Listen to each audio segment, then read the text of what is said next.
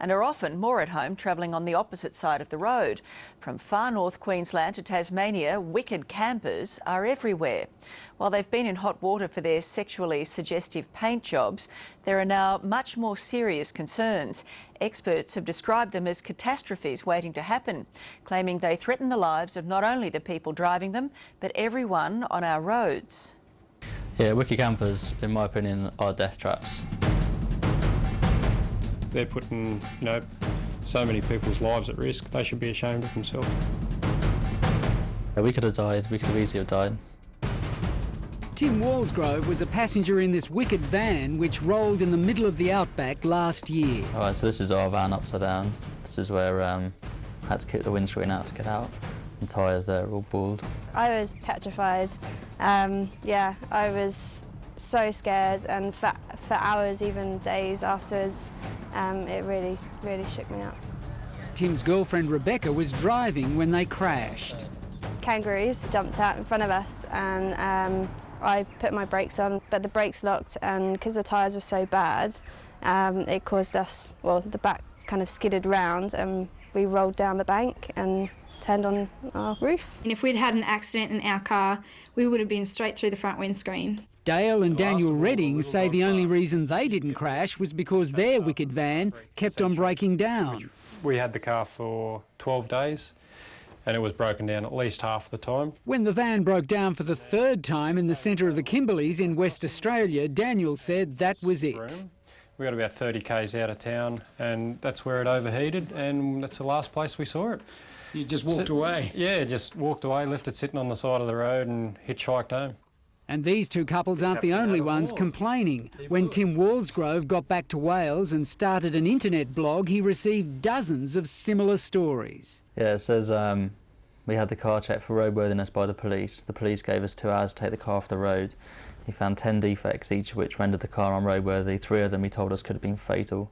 After this crash, one of the passengers, a girl named Charlie, ended up in hospital with a broken neck. At the end of the day, they're on the road, so it's everyone who's at risk. Yeah, it is everyone who's at risk, not just the drivers, but the other people on the road. So we decided to put them to the test. We hired 3 wicked vans from their Brisbane office, then drove them across town to Queensland's RACQ to see if they'd pass even a basic roadworthy test. And what we found makes you wonder why they're even allowed on the road in the first place. The rear brake here is covered in oil, so it wouldn't have worked. So you'd fail that? Absolutely, you could not pass that on a roadworthy certificate.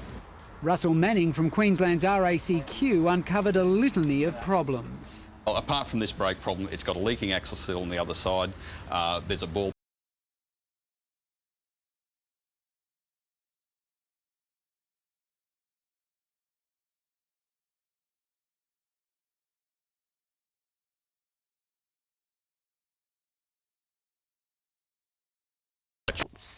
the way the seatbelt's frayed, you couldn't possibly pass that on roadworthy. So on the 3 we've seen today, they've all failed. Yeah, they have, yeah.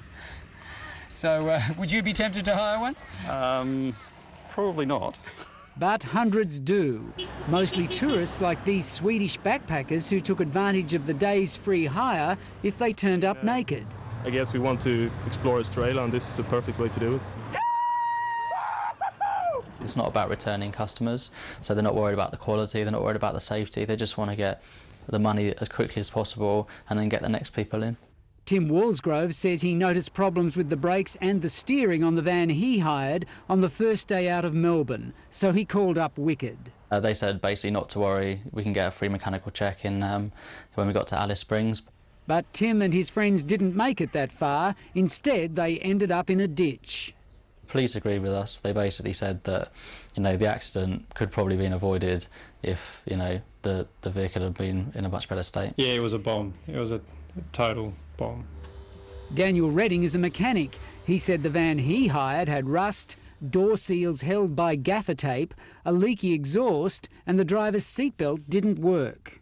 Yeah, I was a bit cranky about it, yeah. But we'd flown so far, it was either take that or go home. It's been said that you get what you pay for, but is that any excuse when it comes to hiring a van like this? No. Vehicles should be safe to hire. What price you pay shouldn't have anything to do with it. They should be safe to hire. That's the law. John Wroblewski is from Queensland's Transport Department, which has just ordered Wicked to present a large part of its fleet for investigation. We're in the process of doing an investigation into Wicked vans. And what's prompted the department to launch this investigation? Our investigation is based around making sure those vehicles are safe. They put my life at risk, they put my girlfriend's life at risk, and one of my best friends. Get your cars off the road. I mean, you're endangering people's lives. Get them off the road. We did approach John Webb, the director of Wicked Campers, for an interview, but unfortunately he's overseas. In a statement late today, Mr Webb told us he, quote, welcomed any inspection of the vans and the safety of both the public and our customers driving the Wicked vans is our first priority at all times, end quote.